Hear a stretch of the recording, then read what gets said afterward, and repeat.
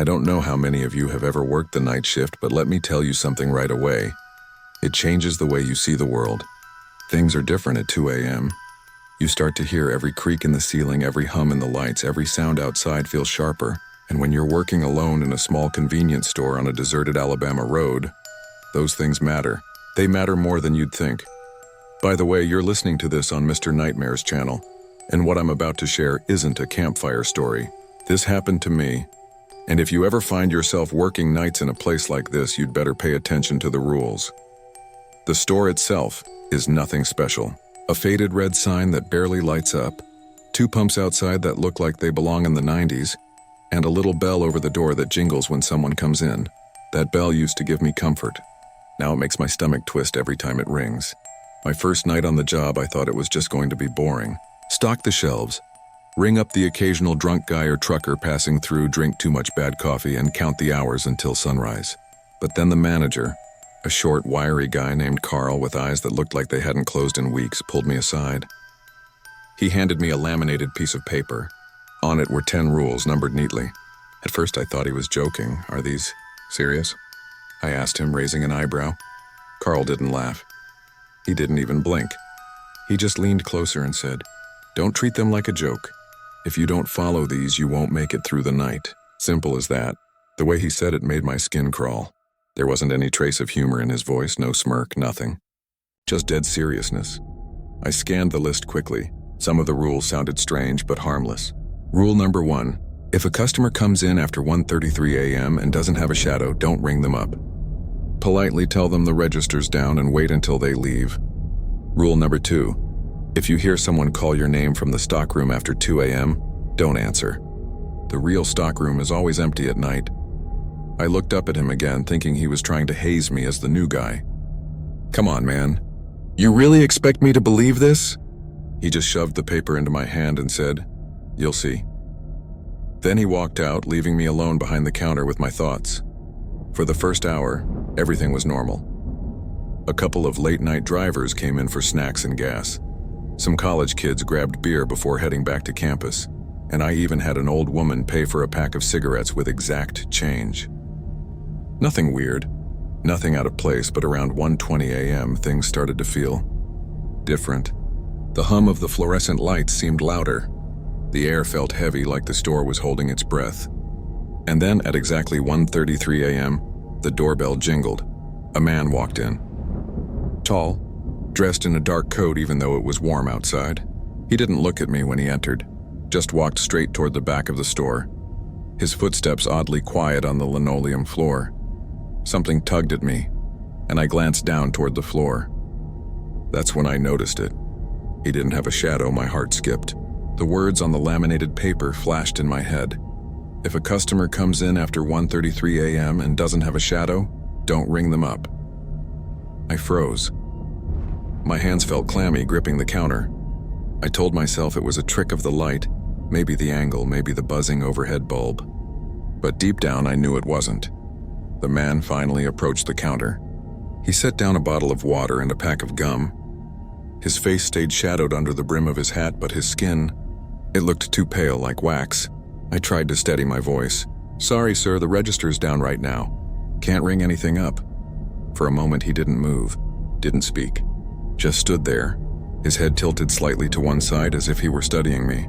The silence stretched long enough that I could hear the blood pounding in my ears. Finally, he reached out, slid the items off the counter, and turned around. Without a word, he walked back out into the night. The bell jingled as the door closed behind him, and when I looked out the window, the lot was empty. He was just gone. I don't think I breathed for a full minute after that. My hands shook so bad I had to grip the counter to stop them. I pulled the rules out of my pocket and read them again, this time carefully, every single word.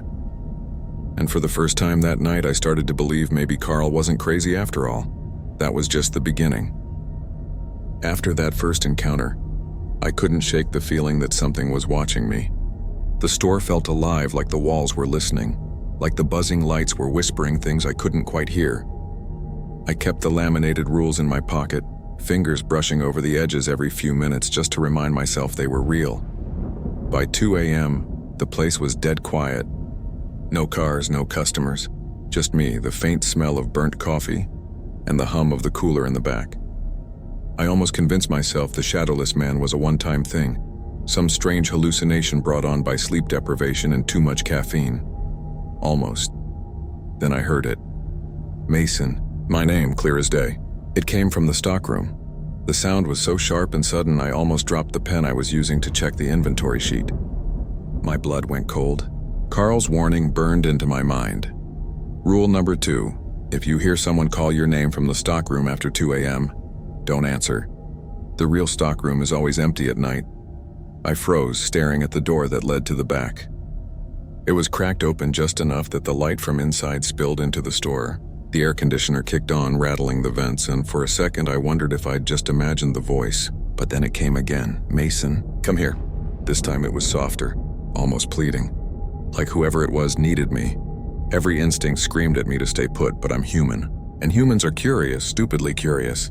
I took one step toward the door, then another. My hand hovered over the knob. That's when the paper in my pocket crinkled. The rules. I forced myself to stop. My hand trembled as I pulled it back. I swallowed hard and whispered, "Nope, not tonight." I backed away, eyes locked on that door, until I was safe behind the counter again. The voice didn't call out anymore, but I swear I heard faint scratching from inside the stockroom, like nails dragging across concrete. I kept the lights on full brightness after that, double-checked the locks on the doors, and poured myself another cup of coffee just to stay awake. At 2:45 a.m., another car finally pulled up. The headlights cut through the dusty windows and I felt my body unclench with relief. Something normal. Something human. A guy in his 20s came in, hoodie pulled up, earbuds in. He gave me a quick nod and went straight to the fridge for a soda. I watched his shadow stretch across the floor, and for the first time in an hour, I let out a shaky laugh. "Okay," I muttered, "a real person. We're good." But when he came up to the counter, I noticed something. His hoodie had dark stains on it like dried mud or blood. He didn't say a word, just slid a can of Dr. Pepper toward me. His hands shook slightly, fingers twitching like he was fighting the urge to grab something. "You good, man?" I asked. He finally looked up at me, and for a second I thought his eyes were normal. Then I saw it. His pupils were blown wide, swallowing the color. His lips moved, but the sound that came out wasn't words. It was a low hiss, like static from a dead radio station. I froze. My hand hovered over the register. Do I follow the rules? Was there even a rule for this?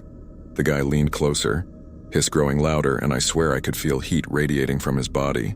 Like standing too close to an open oven, my stomach turned. Instinct took over. I shoved the soda back toward him and said, "It's free. Just take it and go." For a moment, the hiss stopped. His lips curled into the faintest smile, if you could even call it that. Then he grabbed the can and walked out. The doorbell jingled, and when I looked outside, his car was gone. Like it had never been there in the first place. I wanted to quit right then and there. Walk out, leave the register open, never look back. But the rules, God, those rules kept me glued to that spot. If I left, would something follow me? Would I even make it home alive? Around 3:30 a.m., I was exhausted, nerves frayed like old wires. I leaned on the counter, trying to distract myself with the little TV behind me that only played static and late-night infomercials. That's when another rule came back to me. Rule number 5. If the TV behind the counter stops showing static and shows your reflection instead, do not look away until it changes back. I didn't think much of it at first. Just another creepy line Carl had written to mess with me. But then the screen flickered. Static warped and twisted, and suddenly, I wasn't looking at a Blender commercial anymore. I was looking at myself. Not my reflection in real time, though. It was me, but older, worn down with sunken eyes and blood on my shirt. I stared back at me through the glass, lips moving silently. I couldn't look away. My eyes watered, my throat closed, but the rule was clear. Don't look away. Seconds stretched into minutes. My reflection's lips moved faster, whispering things I couldn't hear but felt deep in my bones. My legs shook and sweat dripped down my back. Just when I thought I couldn't take it anymore, the screen flickered again and the static returned. I collapsed into the chair, gasping, like I'd been holding my breath for hours. The rules weren't just guidelines. They were lifelines, and the night was far from over. By the time the clock hit 4 a.m., my hands were trembling so bad I could barely hold the coffee cup, Every creak of the store, every hum of the cooler felt like something creeping closer. The rules weren't just a joke anymore, they were all I had. I kept rereading them, memorizing each line like my life depended on it. Rule number 6 in particular burned in my brain. If the front door opens by itself and no one walks in, do not close it. Wait exactly 3 minutes, then shut it without looking outside. I prayed I'd never have to deal with that one, but prayers don't mean much on the night shift. At 4:10, the bell above the door jingled. My head snapped up. The door swung wide open, letting in the warm Alabama night air. Nobody was there. No footsteps. No headlights outside. My stomach dropped. I froze, coffee halfway to my lips, and stared at the door. Every instinct screamed to slam it shut. But I checked my watch. 3 minutes. I had to wait. The first minute dragged like molasses. The fluorescent lights flickered above me, buzzing louder than usual, like the electricity itself was nervous. I gripped the edge of the counter so hard my knuckles went white. In the second minute, I swear I heard breathing. Not mine, heavier, raspier. It came from just outside the door, like someone standing there but refusing to step inside. I kept my eyes glued to the register, refusing to glance outside. The rules didn't say anything about looking, but I wasn't taking chances. By the third minute, the air in the store felt thick, heavy, like I was underwater. My ears rang. The breathing grew louder, almost desperate. My watch ticked, second hand dragging. Finally, 3 minutes passed. My heart hammered as I forced myself to stand. I walked to the door, hand trembling on the handle. I didn't look outside, just swung it shut with one motion. The second it clicked closed, the pressure lifted. The store felt normal again. I stumbled back to the counter, chest heaving, and muttered, "What the hell is this place?" As if to answer me, the phone behind the counter rang. I nearly jumped out of my skin. Nobody ever called the store at this hour. The phone sat in its cradle, vibrating, shrill rings slicing through the silence. I didn't want to pick up. But then I remembered rule number 7. If the phone rings after 4 a.m., you must answer on the third ring. Never the first, never the second. I counted 1, 2. My hand shook as I grabbed the receiver on the third. "Hello?" My voice cracked. For a second, there was nothing. Just static, faint and broken. Then underneath it, I heard a voice. "Mason? Leave." It was my own voice. I froze. It wasn't like a recording. It was live, raw, terrified. My own voice begging me from the other end of the line. I couldn't speak. Couldn't breathe. The line crackled and my voice came again, sharper this time. "They know you broke the second rule. They're coming." Then the call cut. Dead silence. I slammed the phone down, heart pounding. My head spun. Broke the second rule? I thought back. Rule number 2, don't answer the stockroom voice. I hadn't answered. I'd stayed behind the counter. Right, but then I remembered I'd taken a step toward the door. I almost touched the knob. Did that count? Did they see that as breaking the rule? The panic clawed at my chest. I paced behind the counter, mumbling, "It doesn't matter." I didn't open it. I didn't talk back. I followed the rule. The store disagreed. The cooler in the back groaned, louder than I'd ever heard. The fluorescent lights dimmed, then flared. The TV behind me flickered again, static twisting into something darker, shapes moving in the snow, and then the scratching started. From the stockroom door, not faint like before. Loud, aggressive, like claws digging into wood, dragging long and slow. My stomach flipped. Sweat dripped down my back. I backed up until I was pressed against the front counter. Eyes locked on that door. The scratching stopped. Then came the knock. 3 sharp raps, steady and deliberate. I nearly bolted, but the rules screamed in my head. Never open the stockroom at night. No matter what, another knock. Louder this time, then a voice. Mine again, but not from the phone this time. From the other side of that door. "Mason, it's safe. Just open up, please. I need your help." I shook my head, whispering, not falling for it. Not this time, but the voice didn't stop. It kept pleading, growing more desperate, more broken until it was sobbing. My own sobs. My own voice begging me through the wood. I pressed my hands over my ears, tears stinging my eyes, and yelled, "Shut up!" And just like that, silence. The door creaked, just a little, like something on the other side was leaning against it. I didn't move for the rest of the hour. I sat on the floor behind the counter, clutching the rules like a Bible, rocking back and forth. By 5 a.m., the scratching was gone. The knocking stopped. The store was quiet again, too quiet. But I knew one thing for sure. The rules weren't there to scare me. They were the only thing keeping me alive, and the night wasn't done testing me yet. By 5:30 a.m., I'd convinced myself I was past the worst of it. Sunrise was creeping closer, and for a second I thought the night couldn't throw anything else at me. I was wrong. It started with the cameras.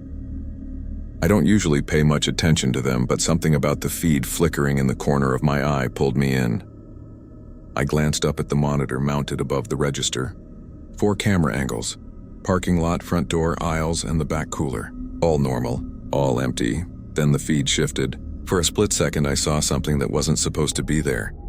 The parking lot camera showed a figure standing by the pumps. Tall, thin, face blurry like the lens couldn't focus on it.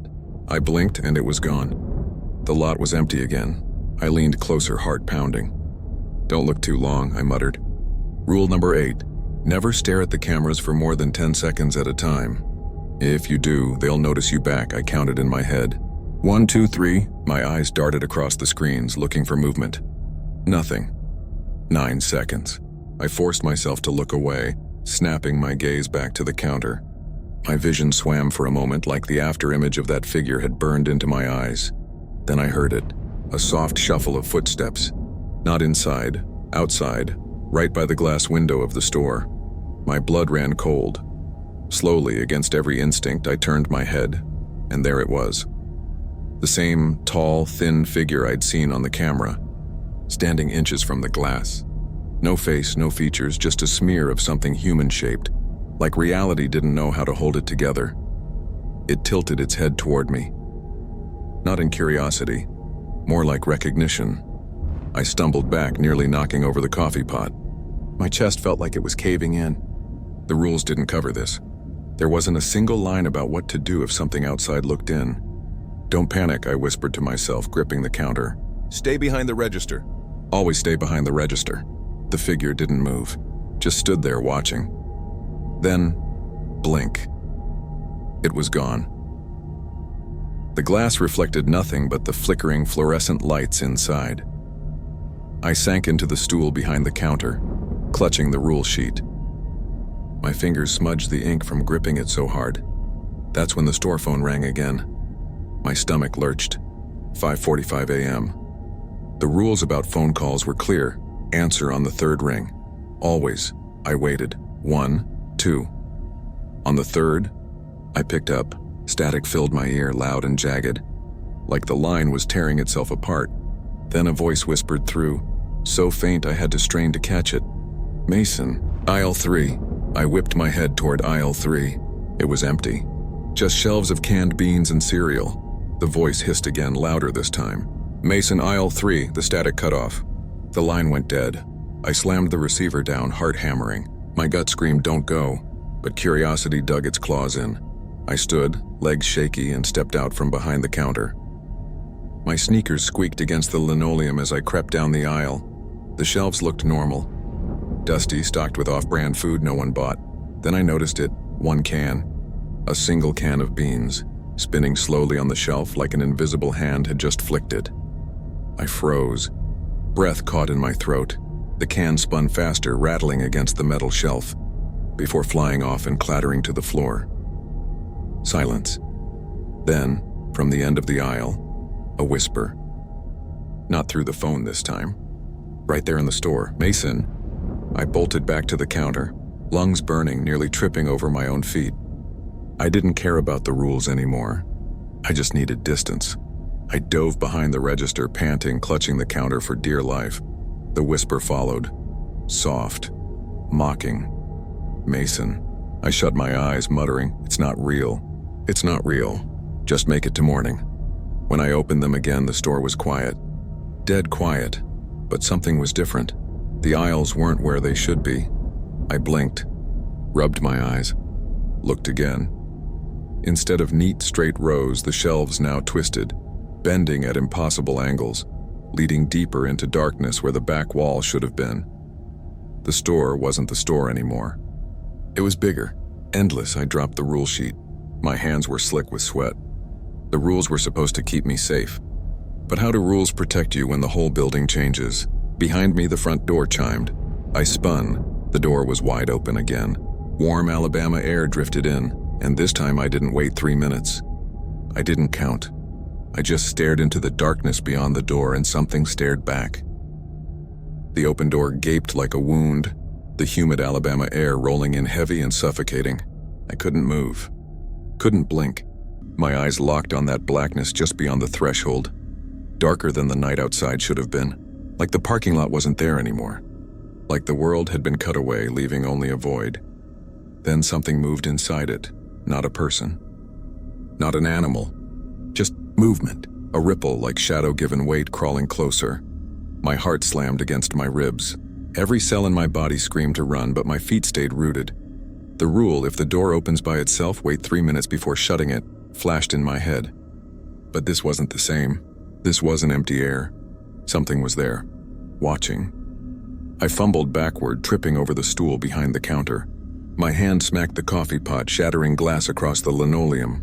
The crash echoed far too loud, and the shadow paused. Then it surged forward. I swear the lights dimmed as it rushed the doorway, stopping just short of the line where the store's tile met the threshold. Like something invisible held it back. It pressed there, pulsing, edges writhing like smoke. A sound came with it, low, guttural, almost like a growl played backward. My ears rang. My nose bled. I scrambled upright, snatched the rule sheet off the counter, and held it like a cross. My voice shook as I muttered, 3 minutes. 3 minutes. That's all. I glanced at my watch. 5:51 a.m. I counted every second like it was my last. The shadow writhed, pushing harder, but never crossed the line. My vision blurred. My lungs ached. At exactly 3 minutes, I lunged forward, slammed the door shut, and locked it. The second the bolt clicked, the air cleared. The pressure lifted, but I didn't get relief. Because when I turned around, the aisles were gone. The store had rearranged itself again. Shelves spiraled like a maze, stretching into places that couldn't exist inside this building. Fluorescents buzzed overhead, too dim, too far apart. The familiar store was swallowed whole, and I wasn't alone in it. From deep in the twisted aisles, footsteps echoed, slow, heavy, not in a rush, just patient. I ducked behind the counter, clutching the rules. "Stay behind the register," I whispered. "Always stay behind the register." But the register wasn't behind me anymore. It was gone, vanished with the store's shift. I was exposed. The footsteps drew closer. My throat tightened. I crouched low, peeking between shelves, and I saw him. At first, he looked like a man, tall, broad-shouldered, wearing the same red polo and name tag I wore. But his head was wrong, too long. Skin stretched tight, no eyes, no mouth, just smooth flesh where a face should be. The name tag read Mason. My knees nearly gave out. It turned its head, if you could call it that, toward me. Somehow, even without eyes, I knew it saw me, knew it knew me. I bolted. The maze aisles twisted, looping back on themselves, but I didn't care. I ran blind, sneakers squealing on the tile. Behind me, the footsteps quickened.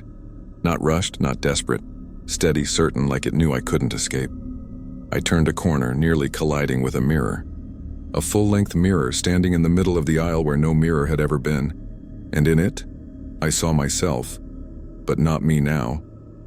Me, days older, eyes sunken, skin pale, uniform torn and bloodstained. My reflection raised its hand, pressed it against the glass.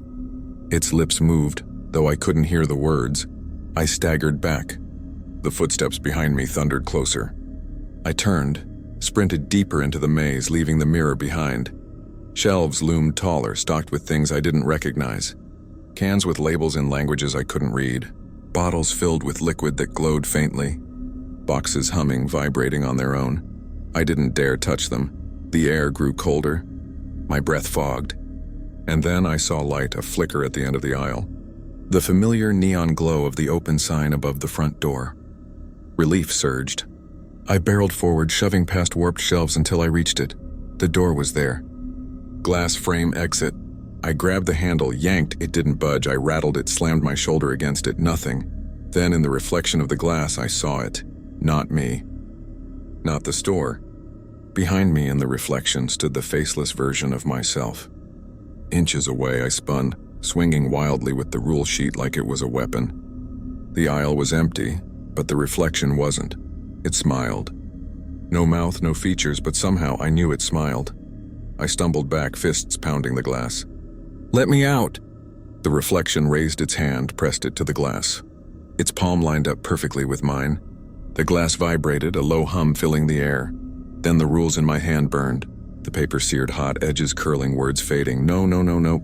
I dropped it, stomping out the ember, but the ink was gone. The rules were blank, the hum deepened. Shelves rattled. Lights flickered and the reflection whispered, not from the glass but from inside my head. You don't need the rules anymore. You're one of us. My chest caved in. My scream caught in my throat. I bolted into the maze again, running blind, heart exploding in my chest. Behind me, laughter. My laughter, warped, echoing, chasing me through the aisles. I don't know how long I ran. The aisles shifted, stretched, folded. My legs gave out, collapsing under me, and then silence. I lay there on the cold tile, staring up at buzzing lights, gasping for breath. The aisles were straight again. The store was back to normal. The register stood 10 feet away. The rule sheet lay on the counter, intact, words crisp and legible. Had I imagined it? Had the store twisted my head instead of the shelves? I didn't move. Couldn't. Every inch of me shook. The only thing I knew for sure, the night had only begun breaking me, and sunrise felt farther away than ever. The clock above the counter read 6:02 a.m. Sunrise should have been creeping in soon, but the glass front of the store showed nothing but endless black. No glow on the horizon, no hint of dawn. Just night, thick and choking, stretching forever. I clutched the rule sheet like a lifeline. The words were still there, clear, solid, like nothing had burned them. But I didn't trust my own eyes anymore. I'd seen them fade once, felt the heat, heard my own voice laughing at me. I whispered out loud as if saying them would anchor me. Stay behind the register. Don't answer the voice. Don't close the door early. 3 rings. Cameras less than 10 seconds. My voice cracked. Follow the rules, stay alive. But the store wasn't done testing me. At 6:10, the lights cut out. Every single fluorescent overhead snapped dark, plunging the store into pitch black. The humming coolers went silent. The soda machine sputtered and died. I froze, breath caught in my throat. The only light came from the faint red digits of the clock above the counter, casting the aisles in jagged shadows. Then, footsteps. Not one set. Many. Scattered across the aisles. Some slow, some hurried. Too many to track. My skin prickled. They weren't trying to hide. They wanted me to know they were there. I ducked behind the counter, crouching low, heart hammering against my ribs. My fingers fumbled for the flashlight taped under the register. When I clicked it on, the beam barely reached a few feet, as if the darkness swallowed it whole. I swept it across the front of the store. Nothing. Then, from the left aisle, something darted past the beam, too fast to make out. My chest clenched. I swung the light toward the cooler in the back. For half a second, the glass doors reflected faces, dozens of them, all mine, blank, expressionless, pressed against the glass from the inside. I dropped the flashlight. It rolled, casting wild beams across the ceiling. And then the singing started, soft at first, childlike, do-re-mi, drifting between aisles. It wasn't one voice. It was a chorus. Dozens of children humming in unison. My head spun. My ears ached. The rules didn't say anything about singing. I forced myself to grab the flashlight and crawl along the counter, every muscle tight with fear. My fingers brushed the phone. Dead. No dial tone.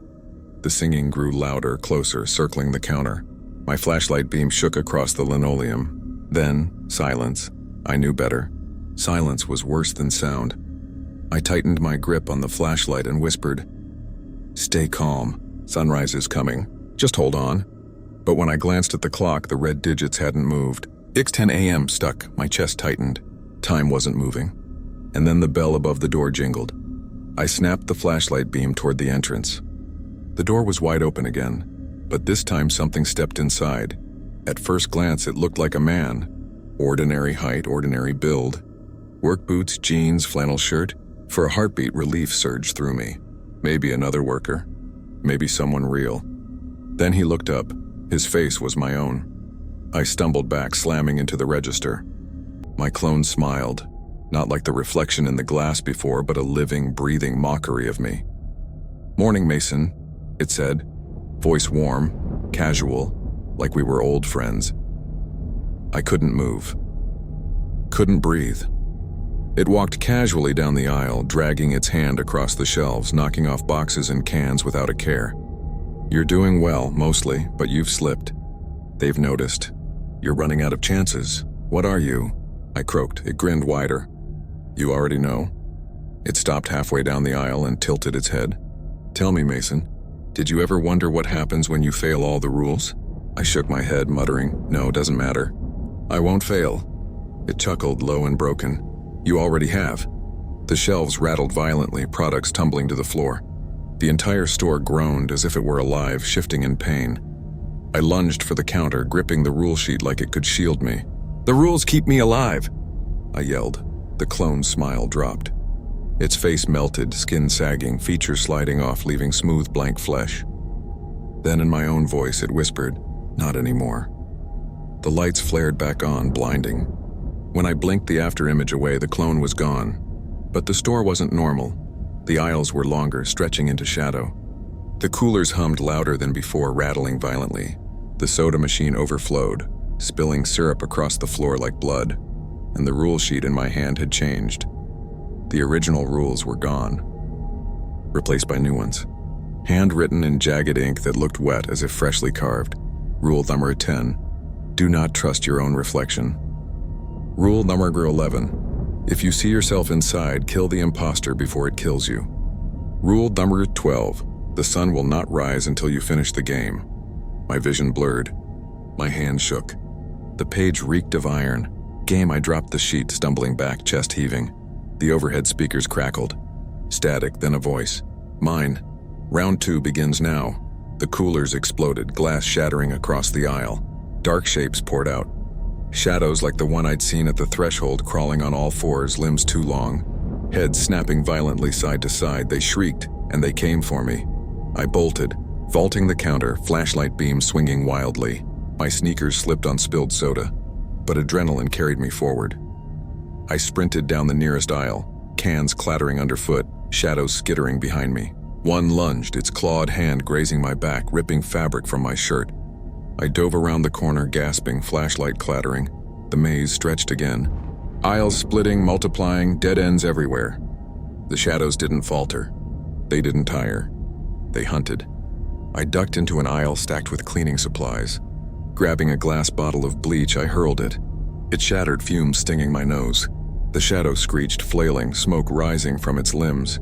They weren't invincible. I grabbed another, smashing it against the shelf as a weapon. My hands burned, cut from glass, but I didn't care. Another shadow lunged. I swung the broken bottle, slicing deep.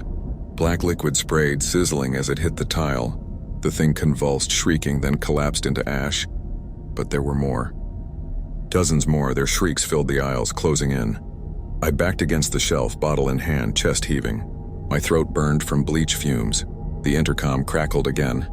My voice mocking. Good job, Mason, 1 down. 99 to go.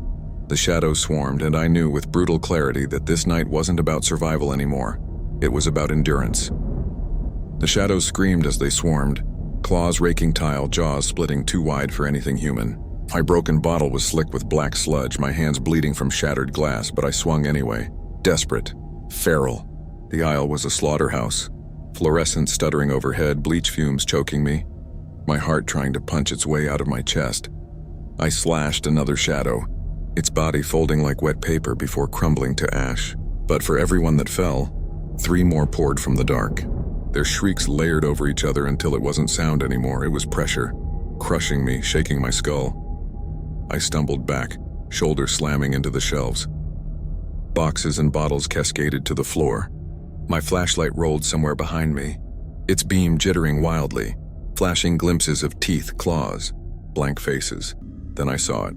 At the end of the aisle, beyond the writhing shadows, a mirror leaned against the wall, too big to belong in the store. Its frame was ornate, gilded, carved with twisting shapes that looked disturbingly alive.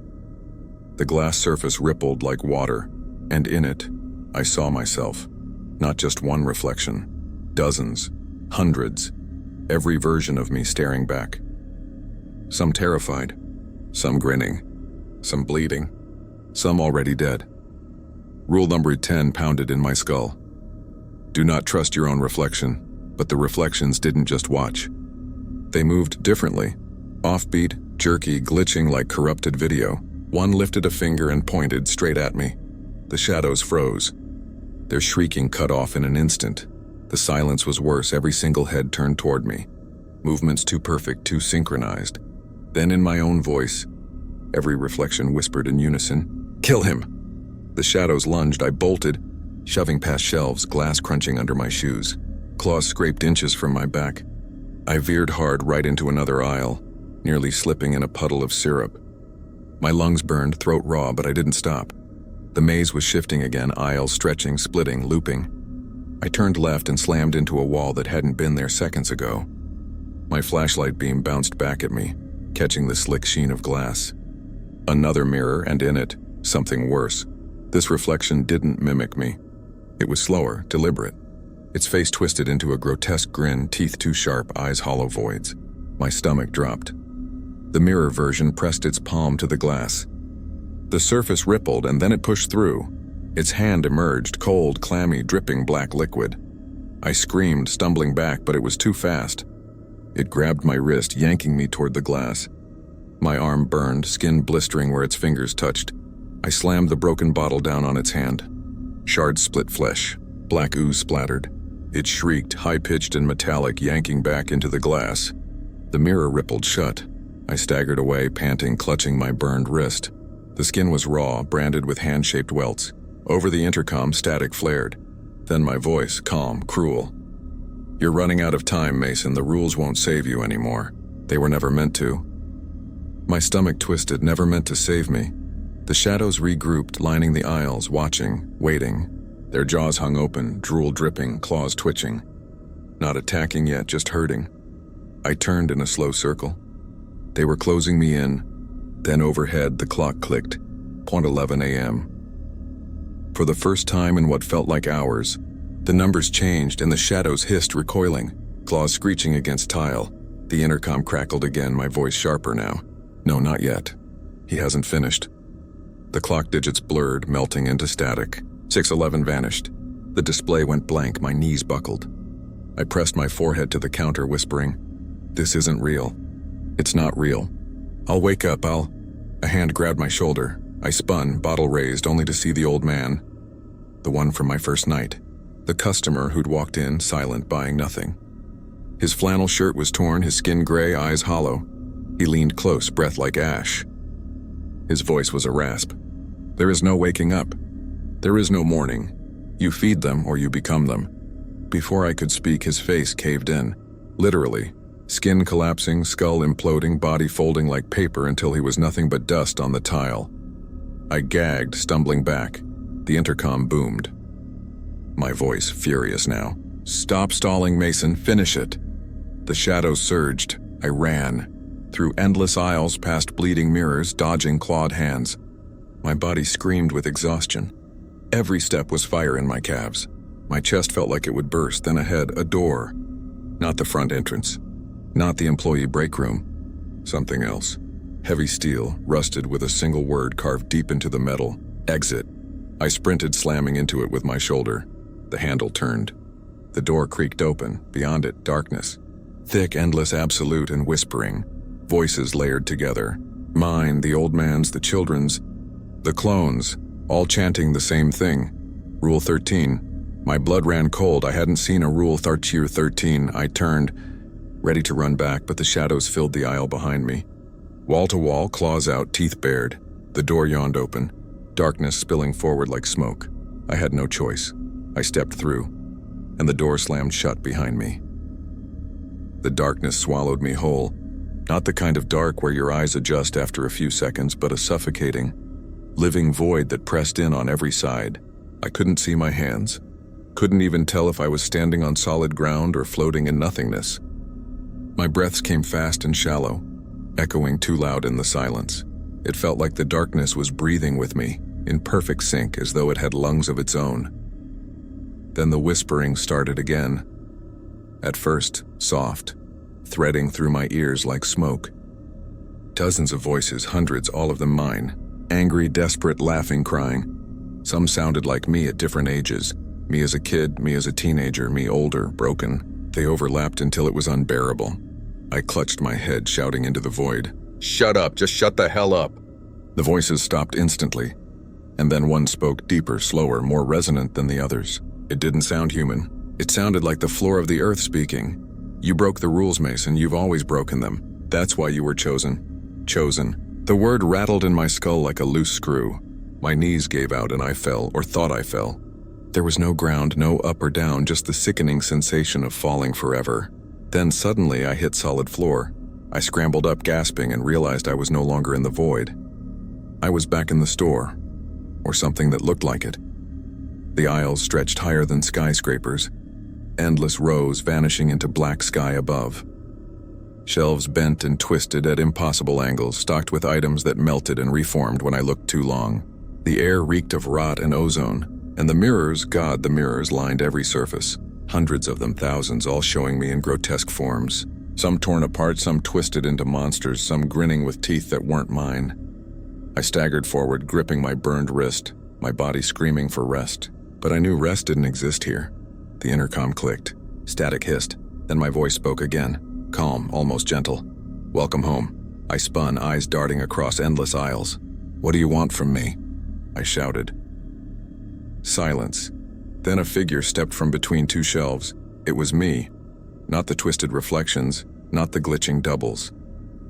This one looked exactly like me. Same clothes, same face, same wounds. Down to the burn on my wrist, he smiled. "I want you to understand. The rules weren't meant to protect you. They were meant to prepare you." Prepare me for what? My voice cracked. He spread his arms as if showing off the endless nightmare around us. "For this, to take my place," I shook my head, backing away. No, I'm not part of this." "I didn't choose this job, You did." His grin widened. "Every choice you made, every broken promise, every selfish thought, they led you here. You were always going to end up in the store. The rules just kept you alive long enough to realize it." My stomach twisted. My head pounded. "You're lying." But deep down, part of me wasn't sure. The other me stepped closer, his eyes black voids now, swallowing all light. "There's only one way this ends, Mason. You either feed them, or you become them." Behind him, the shadows poured from the shelves, claws clicking, jaws snapping. Dozens, then hundreds, forming a semicircle, waiting. Their bodies trembled with hunger, but they didn't move. Not until he gave the order. I gripped the jagged bottle tighter, though my hand shook so bad I nearly dropped it. My voice was hoarse. "I'm not like you." He tilted his head. That's what I told myself too. Right before I became the voice on the intercom, my blood ran cold. The intercom crackled. His voice, my voice, both overlapping. "It's time!" The shadows roared and surged forward. I ran, darting between aisles, knocking over shelves that didn't slow them for more than a second. Their claws raked the floor behind me, sparks flying. My lungs screamed for air. My legs felt like lead. Up ahead, a staircase spiraled into the black sky. It hadn't been there before, but nothing about this place followed rules anymore. I bolted up the steps 2 at a time, shadows swarming the base, climbing after me. The staircase twisted higher and higher, no end in sight. My vision blurred. My chest ached. I thought I'd collapse before reaching the top. Then suddenly I was there. A door waited at the summit. Simple wood painted red. A sign hung crooked on it, scrawled in black ink, "Last Rule." My hands trembled as I grabbed the knob. The shadows were seconds behind me, their shrieks rattling the stairs. My double stood at the bottom, watching, smiling. "Go ahead," he called. "Open it. See what you really are." I yanked the door open. Inside was the store. The real store. Fluorescents buzzing, aisles stocked, clock ticking. My breath caught. Had I done it? Had I escaped? But then I saw him. Me standing behind the counter, perfectly calm, scanning items at the register. He looked up, smiled warmly, and said, "Morning, Mason. Rough night?" The shadows froze. The staircase melted away. The nightmare store collapsed like paper burning, edges curling inward. I was back at the counter. Customers lined up, faces blurred, waiting. My double handed me the scanner. His smile widened. "Your shift starts now." And just like that, I knew. There was no escape. The store wasn't a place. It was a trap, a cycle, a curse, and I was part of it. The scanner beeped softly in my hand. Beep, beep. Each sound was too sharp, too clean, cutting through the fog in my brain. My double still stood behind the counter, calm, smiling like this was the most normal morning in the world. The line of customers waited patiently, faceless shapes shifting and breathing but never speaking. The hum of the fluorescence was steady again, almost comforting compared to the shrieking chaos I'd just run from. I stood there frozen, bottle shards still clutched in my bleeding hand. The double reached out, gently prying the scanner from my fingers. His voice was low, soothing. "Relax, Mason, the night's over. You survived. That's what matters." For the first time in what felt like forever, the store was quiet. No shadows creeping along the aisles. No mirrors rippling with grotesque versions of myself. Just the ordinary drone of lights, the faint buzz of the fridge, and the mundane sound of items sliding across the scanner. It was almost enough to convince me this was real. Almost. I leaned against the counter, every muscle trembling. My chest rose and fell in shallow gasps, like my lungs had forgotten how to breathe normally. The pain in my burned wrist throbbed in rhythm with my heartbeat. I pressed my other hand against it, feeling the raised welt, half expecting it to vanish now that the nightmare seemed to have ended. But it didn't. The brand remained. Proof. "You did good," my double murmured. "Not many make it this far. Most break." The words should have terrified me, but they didn't, not right then. My body was too empty, too drained. Instead, they washed over me like background noise. I just wanted to close my eyes, to collapse and forget. I slid down the counter, sitting on the cold tile floor. My head leaned back against the register, eyelids heavy. The faceless customers never moved, never made a sound. My double kept scanning, beep after beep, as if everything was business as usual. For a moment, I let myself believe it. Maybe the rules worked. Maybe this was the reward. Maybe if I just kept my head down, followed the routine, scanned the items, I could live. The thought was tempting, pathetically tempting, but then I noticed the clock. It read 6:12 a.m. I blinked, stared. My pulse quickened. The clock had moved again, after hours, maybe days of being frozen at 6:11. It had finally changed. I laughed under my breath, a shaky, delirious sound. Relief crashed over me in a wave so strong I nearly sobbed. "It's morning," I whispered. "It's really morning." My double didn't look up. He just kept scanning. Beep, beep, beep. The faceless customers began to fade, dissolving like smoke. One by one, they disappeared until the line was gone. The shelf settled, straightened. The air grew lighter, cleaner. I pushed myself to my feet, swaying. My legs barely held me, but I stood anyway, clutching the counter for balance. I turned toward the front entrance. The glass doors were there, clear, solid. Sunlight bled through the cracks, golden and soft. Real sunlight. My throat tightened. Tears stung my eyes. I stumbled toward the doors, every step pulling me closer to freedom. "Mason." I froze.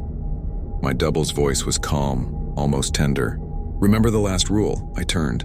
He stood at the register, scanner in hand, smiling that same unsettling smile. "What rule?" I rasped. His grin widened, and in that moment the hum of the fluorescence seemed to deepen, vibrating in my bones. His eyes glimmered black for just a second. Then he said, "The rules never end." I swallowed hard, turning back to the doors. My hand pressed against the glass. Warm sunlight spilled across my skin, and for the first time since this nightmare began, I stepped through. Outside, the morning air hit me like a blessing. Cool, crisp, real. The parking lot stretched out, empty but familiar. Birds chirped faintly in the distance. The sky was streaked with orange and pink, clouds painted with dawn. I staggered a few steps into the lot, collapsing onto the pavement. The rough asphalt dug into my palms, grounding me. I tilted my face toward the rising sun, eyes closed, soaking in every ounce of warmth. For the first time in forever, I breathed without fear. No shadows. No whispers, no rules. Just me alive under an open sky, and yet, as I sat there trembling, tears drying on my cheeks, I couldn't shake the feeling that it wasn't over. That somewhere, somehow, the store still had its grip on me. The burn on my wrist throbbed as if agreeing. Behind me, through the glass doors, I thought I saw movement. Just for a second. My own reflection standing inside, smiling back. The doors slid shut. The hum of the fluorescence faded into silence. I told myself not to look back again. I told myself it was over. But deep down, I knew better. I sat in the parking lot for what felt like hours, letting the morning light wash over me. My breath finally slowed, each inhale a little less ragged than the last. The asphalt still pressed into my palms, but I didn't care. It felt solid, real. The birds kept singing, distant yet alive, and every note reassured me that I'd made it out. I survived. The nightmare was over. But then the doubts began creeping in. The burn on my wrist hadn't faded. The skin was raw, blistered, angry red in the shape of a strange mark, something between a circle and a jagged sunburst. I ran my thumb over it, flinching. Pain shot up my arm, sharp and undeniable. Was it a wound? Or was it something else, a brand? A reminder? I stood shakily, wiping sweat and dirt from my face. My reflection in the glass doors still lingered in my mind, smiling as I left. That wasn't me. That wasn't just a trick of exhaustion. It was real. Too real, but I pushed the thought away. Survival meant moving forward. I staggered to my car, an old beater with faded red paint and a passenger door that stuck if you pulled too hard. The keys jingled weakly in my hand as I slid into the driver's seat. For a moment I just sat there gripping the wheel, forehead pressed against the cool vinyl. The engine coughed, then roared to life. As the car rumbled, I told myself I was free. I could drive away, leave that cursed place behind, never look back. Maybe I'd even quit. Maybe I'd find some other dead-end job. Anything that didn't involve rules written in blood. The road stretched out before me, bathed in morning light. My tires crunched against gravel as I pulled onto the main street, and for a while, it felt normal. The town looked the same as it always did. Rows of worn-out houses, a sleepy diner with neon letters half burnt, the faded sign for the local church. People walked the sidewalks carrying grocery bags or sipping coffee from paper cups. A man waved at me from his porch and I waved back without thinking. But then I noticed something, their faces, each one was blank. Smooth, featureless, like the customers in the store. My stomach dropped. I blinked, rubbed my eyes, looked again. The people were normal now. A woman adjusting her sunglasses. A kid tugging his mom's sleeve. An old man sipping coffee. I gripped the steering wheel tighter, knuckles white.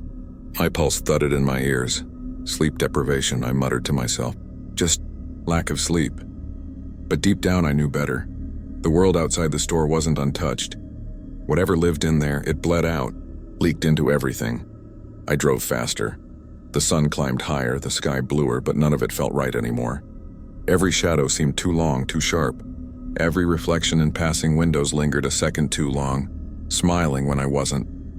I couldn't escape. Not really.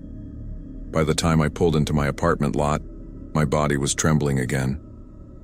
My legs felt like they didn't belong to me. The walk up the stairs was a blur. Inside, everything looked the same. Cluttered kitchen counter, couch that sagged in the middle. Unmade bed. Familiar. Safe. I collapsed onto the bed, shoes still on, staring at the ceiling. My body begged for sleep, but every time I closed my eyes, I saw the store. The shelves bending like ribs, the customers with no faces. I double grinning behind the counter, and the rules. Always the rules. Don't look at your reflection too long. Never talk to the customers. Don't answer the phone after 3 a.m.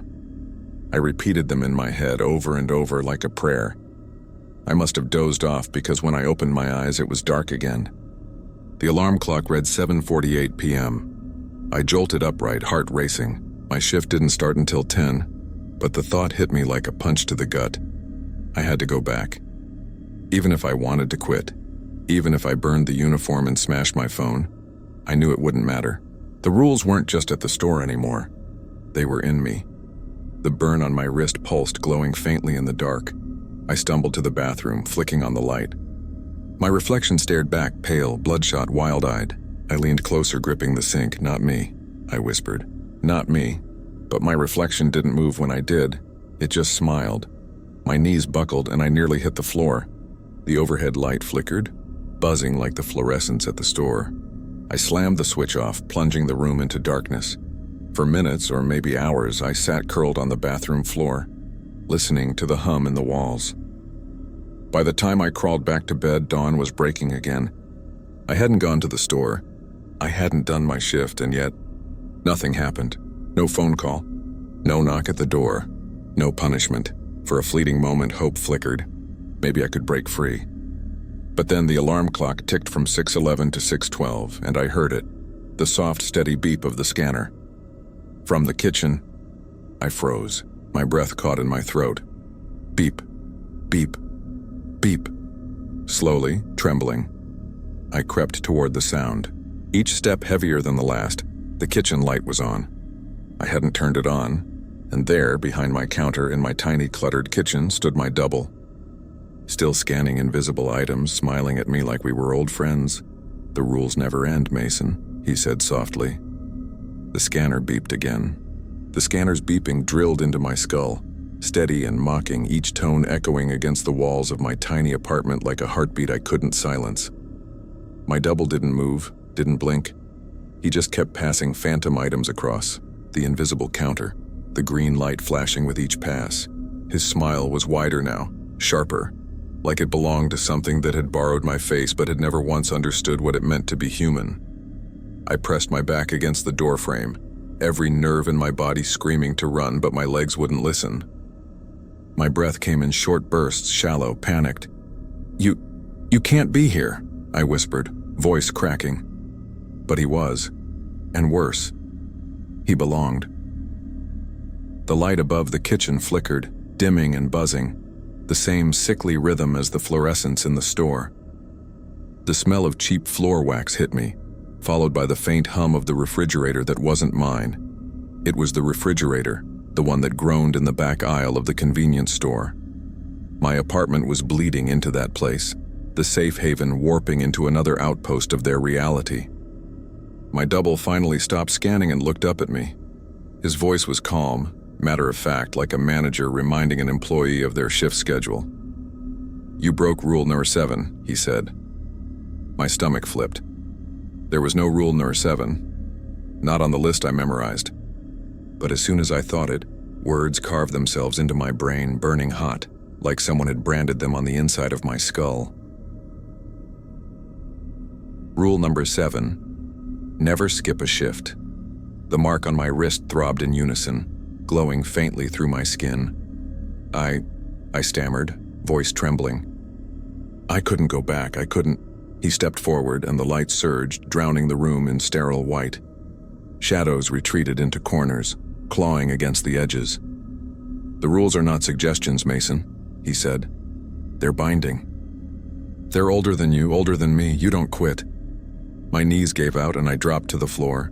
My palms slapped against cold tile, though I knew my kitchen had linoleum. The world was shifting under me, the boundaries crumbling. I lifted my head and it wasn't my apartment anymore. It was the store. The aisles stretched infinitely in both directions, shelves stacked with goods that looked normal at first, but twisted on second glance. Cereal boxes with no labels, soda, cans that whispered when you touched them, chip bags that breathed. The air smelled stale, metallic like blood mixed with dust. And around me they were there. The customers, silent, faceless, each one turning toward me in unison, heads tilting like broken dolls. My double stood behind the counter, sliding into place as naturally as if he'd always been there. The scanner beeped again, and this time the sound vibrated through the floor, through my bones. "Your shift never ended," he said. "You thought the dawn freed you, but you were wrong. There's no outside, Mason. Just different rooms of the same store." My throat closed up, bile rising. No, I drove home, I saw the sun, Reflections lie. Memories are paper receipts. They fade. They burn. What matters is the register never stops ringing." His grin widened, eyes hollow, black as the gaps between shelves. The customers began to move, not toward the counter, toward me. Their footsteps were soft, synchronized, like a funeral march. Each one carried something, items I couldn't identify. Shapes hidden in bags that twitched, dripped, shuddered. One of them passed by close enough that I caught a glimpse inside a plastic sack.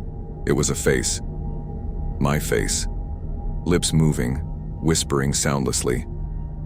I gagged, stumbling backward, but the aisles bent and folded, trapping me in. No matter which way I turned, the shelves shifted, herding me closer to the counter. I slammed my fist into a rack of candy bars. The packages burst open, not chocolate but rows of teeth, jagged and yellow, snapping shut in unison.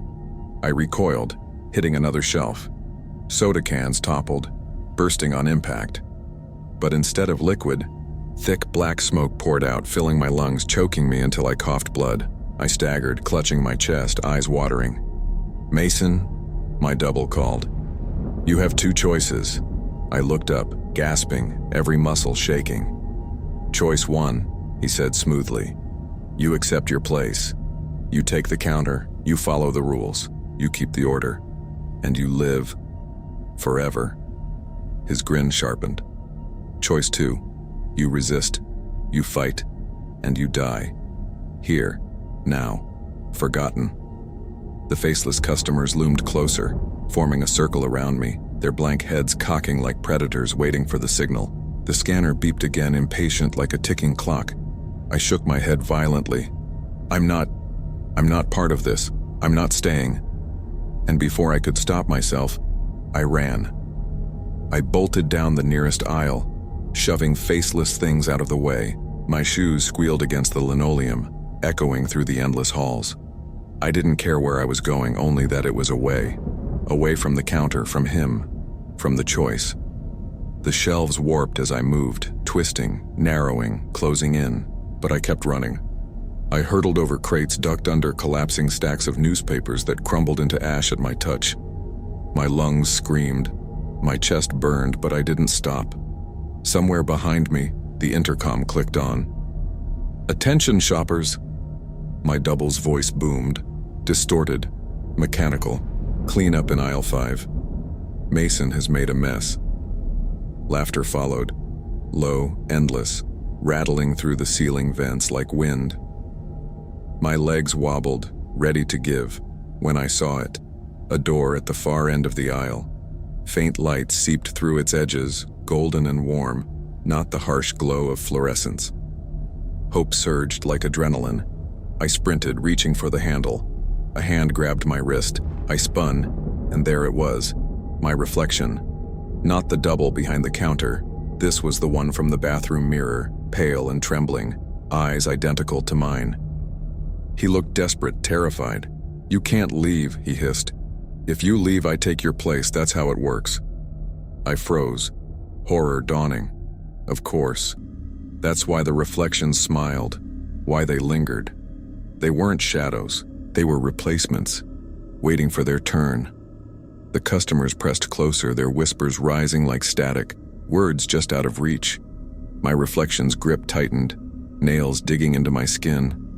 "Choose, Mason," he begged. "Stay here, or I'll step through, and you'll rot on the other side." The scanner beeped again, louder, urgent. I yanked my wrist free and slammed my shoulder into the door. It didn't budge. My reflection screamed, face distorting, melting into something jagged and sharp. His mouth opened wider than humanly possible, teeth stretching into the dark. I hit the door again, and again. My vision blurred, spots of black dancing at the edges. Behind me, the crowd surged forward. The ground shook with the weight of their steps. One final slam, the door burst open. Light swallowed me whole. The light was blinding at first, searing through my eyelids like fire. I stumbled forward, hands outstretched, lungs heaving as though I'd been drowning and finally broken the surface. The cold linoleum was gone beneath me. My knees hit rough gravel, and when I opened my eyes, the convenience store was nowhere in sight. I was outside. The night air was thick with humidity, cicadas buzzing somewhere in the darkness. A street lamp flickered overhead, casting a weak orange glow on the cracked asphalt. I turned in circles, heart pounding, trying to piece it together. My apartment building was across the street. I could see my own car parked in its usual spot.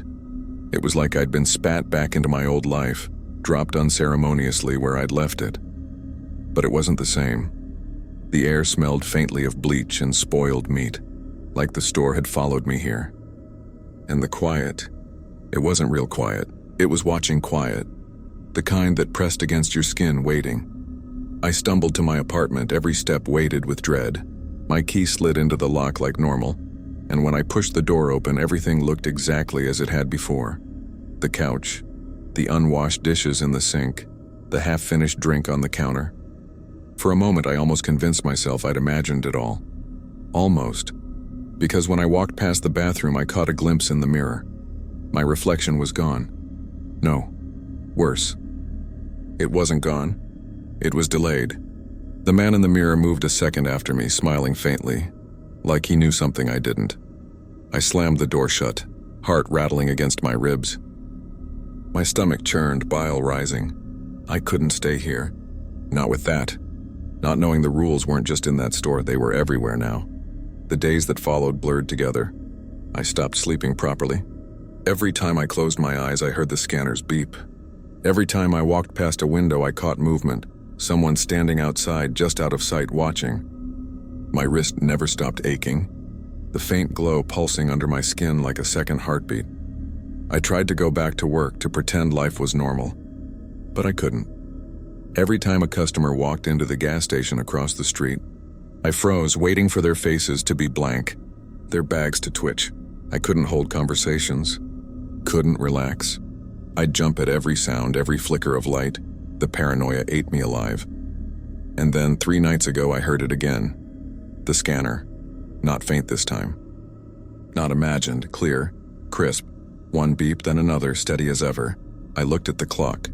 3:33 a.m. My hands shook as I reached for the door, pressing my ear against it. Silence.